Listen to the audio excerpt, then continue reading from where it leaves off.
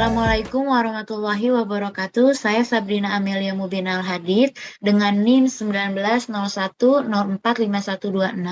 akan mempresentasikan tentang peta pembelajaran dan juga handout pada Sekolah Menengah Pertama kelas 8 semester 2 pada KD 3.14 dan 4.14. Untuk kompetensi dasar 3.14 yaitu menelaah struktur dan kebahasaan teks persuasi yang berupa saran, ajakan, dan pertimbangan tentang berbagai permasalahan aktual terhadap lingkungan hidup, kondisi sosial, atau juga keragaman budaya dan lain-lain dari berbagai sumber yang didengar dan dibaca. Untuk KD 4.14 yaitu menyajikan teks persuasi berupa saran, ajakan, arahan, dan pertimbangan secara tulis dan lisan dengan memperhatikan struktur kebahasaan atau aspek lainnya.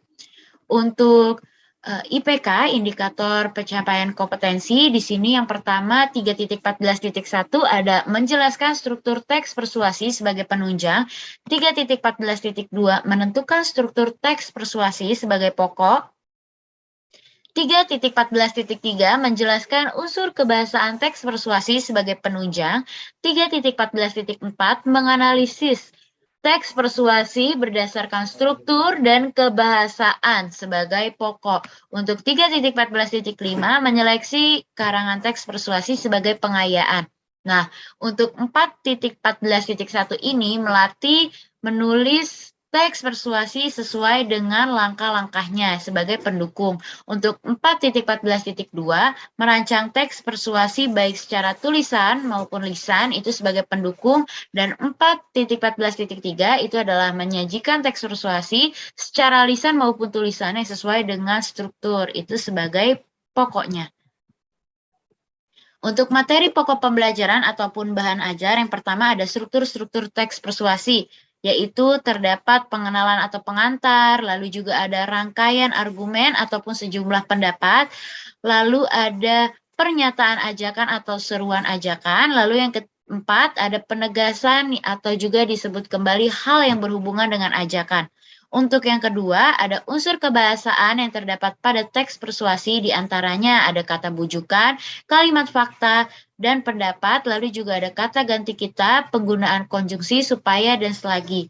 Untuk yang materi yang ketiga, ada menyunting, yang artinya memperbaiki teks yang sesuai dengan kaidah bahasa, maka harus memperhatikan ejaan, tanda baca, diksi, kalimat, sistematika, dan juga penulisan serta kebenaran konsepnya.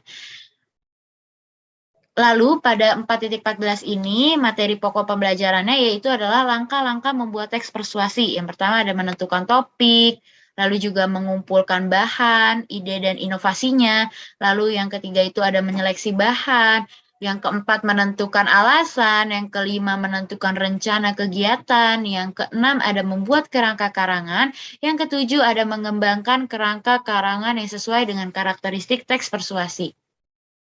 Untuk materi yang kedua yaitu ada mengabstraksi atau meringkas teks persuasi dari lisan maupun tulisan dengan langkah-langkah yang benar. Yang pertama, membaca atau mengamati teks persuasi yang akan diringkas. Lakukan berulang-ulang hingga paham isinya.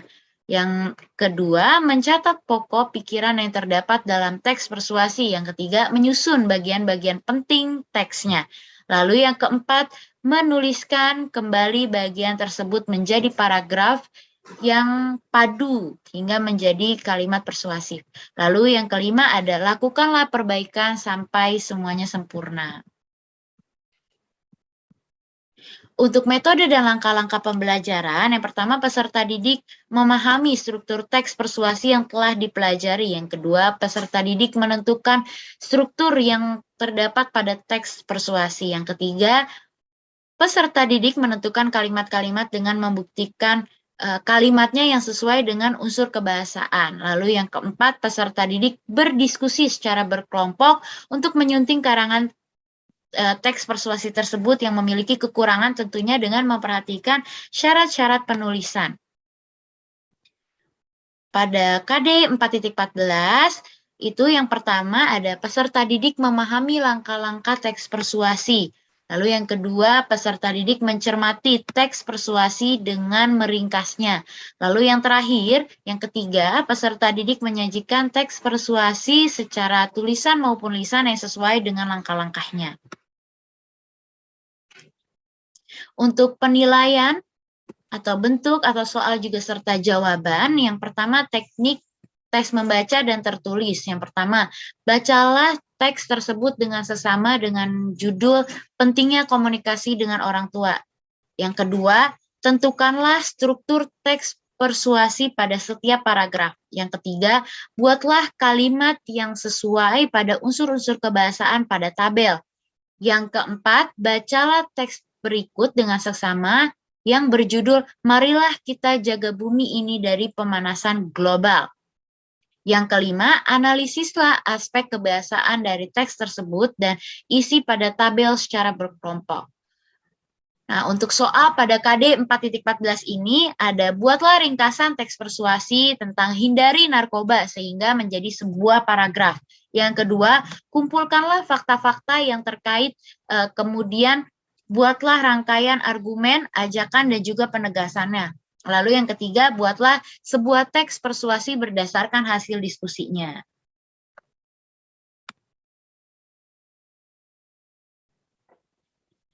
Baik, yang kedua saya akan menjelaskan mengenai handout. Di sini mata pelajarannya Bahasa Indonesia, kelas 8, materi pokoknya teks persuasi dengan waktu 90 menit.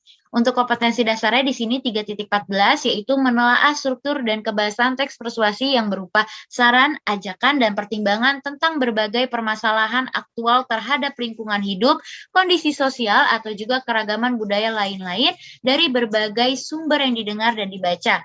Untuk 4.14 yaitu menyajikan teks persuasi berupa saran, ajakan, arahan, dan pertimbangan secara tulis dan lisan dengan memperhatikan struktur kebahasaan ataupun aspek lisan.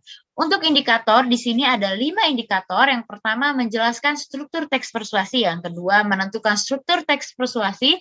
Yang ketiga, menjelaskan unsur kebahasaan teks persuasi. Yang keempat, menganalisis teks persuasi berdasarkan struktur dan kebahasaan. Dan yang kelima, menyeleksi karangan teks persuasi. Untuk petunjuk belajar, di sini yang pertama, bacalah dengan cermat serta teliti handout dan sumber belajar lainnya. Yang kedua, catatlah hal-hal yang termasuk ke dalam informasi penting. Yang ketiga, apabila terdapat materi yang kurang jelas, segera tanyakan kepada guru. Yang keempat, kerjakan setiap kegiatan diskusi soal latihan dengan baik untuk melatih kemampuan. Nah, untuk peta konsep di sini materi pokoknya yaitu teks persuasi. Ada 2 kompetensi dasar yaitu menelaah struktur dan kebahasaan teks persuasi, lalu menyajikan teks persuasi berupa saran, ajakan, arahan, dan pertimbangan secara tulis dan lisan. Lalu pada menelaah struktur dan kebahasan teks persuasi ini memiliki 3 indikator. Yang pertama, menjelaskan struktur teks persuasi. Yang kedua, menentukan struktur teks persuasi. Yang ketiga, menjelaskan unsur kebahasaan teks persuasi.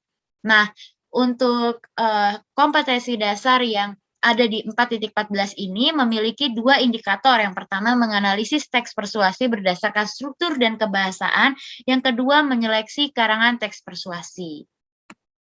Untuk uraian materinya, struktur-struktur teks persuasi yaitu terdapat yang pertama ada pengenalan isu, yaitu pengantar umum atau penyampaian masalah yang menjadi dasar teks. Yang kedua, rangkaian argumen, yakni sejumlah pendapat atau argumen yang terkait dengan isu yang telah diperkenalkan sebelumnya.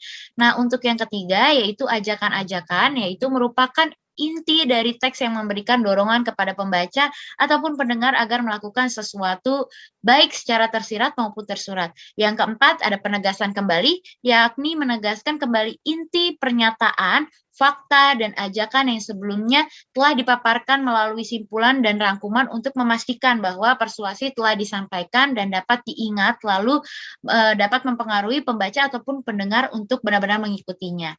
Materi yang kedua ada unsur kebahasaan yang terdapat pada teks persuasi, diantaranya ada kata bujukan, kalimat fakta, dan pendapat, lalu juga ada kata ganti kita, penggunaan konjungsi, supaya, dan selagi.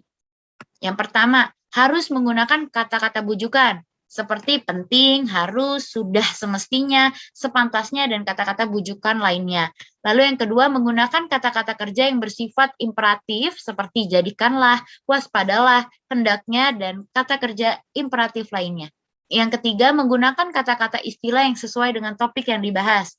Yang keempat, menggunakan kata-kata yang penghubung yang bersifatnya argumentatif, seperti sebab, jika, karena, dengan akibatnya, oleh karena itu, dan kalimat penghubung argumentatif lainnya. Untuk materi yang ketiga yaitu adalah menyunting yang artinya memperbaiki teks yang sesuai dengan kaidah bahasa, maka harus juga memperhatikan ejaan, tanda baca, diksi, kalimat, sistematika penulisan, dan juga kebenaran konsep. Yang pertama itu biasanya kesalahan ejaan, lalu yang kedua kesalahan tanda baca di dalam kalimat, lalu yang ketiga menulis tulisan yang formal, maka kita juga harus menggunakan bahasa yang baku dalam tulisannya. Misalnya pada kata sistem, itu tidak baku karena yang bakunya adalah kata sistem. Begitupun dengan kata nyambung, itu bahasa yang tidak baku karena kata bakunya adalah menyambung atau juga berhubungan.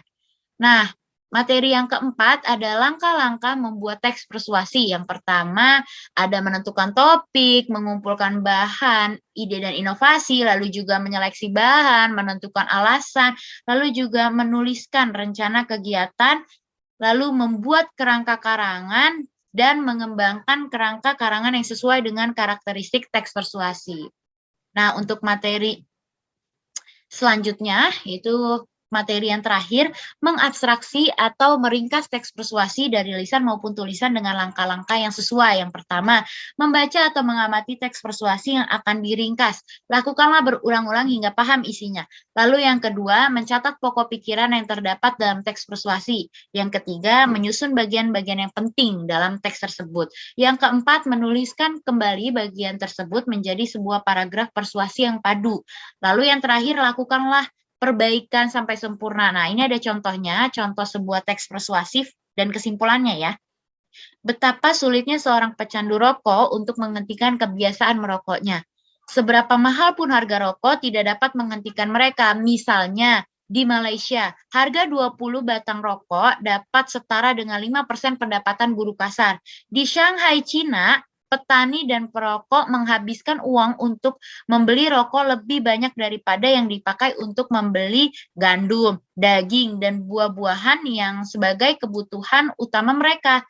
Hentikan merokok sebelum candu rokok melekat pada diri Anda. Maka simpulan untuk cuplikan teks tersebut adalah kita harus menghentikan kebiasaan merokok agar tidak menjadi kecanduan. Baik, untuk selanjutnya ada soal latihan. Yang pertama, bacalah teks berikut dengan seksama, yang judulnya pentingnya komunikasi dengan orang tua. Yang kedua, tentukanlah struktur teks persuasi pada setiap paragraf. Lalu yang ketiga, buatlah kalimat-kalimat yang sesuai pada unsur-unsur kebahasaan pada tabel dengan membaca teks berikut dengan seksama, yang judulnya marilah kita jaga bumi ini dari pemanasan global. Lalu yang keempat, analisislah aspek kebahasaan dari teks tersebut dan isi pada tabel secara berkelompok. Untuk yang kelima, buatlah ringkasan teks persuasi hindari narkoba sehingga menjadi sebuah paragraf.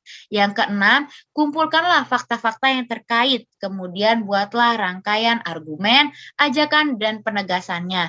Yang ketujuh, buatlah sebuah teks persuasi berdasarkan hasil diskusi.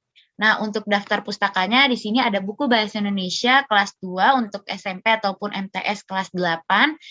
Pada penciptanya itu adalah Asep Ganda Sadikin. Nah, sekian presentasi dari saya. Kurang lebihnya mohon maaf. Assalamualaikum warahmatullahi wabarakatuh.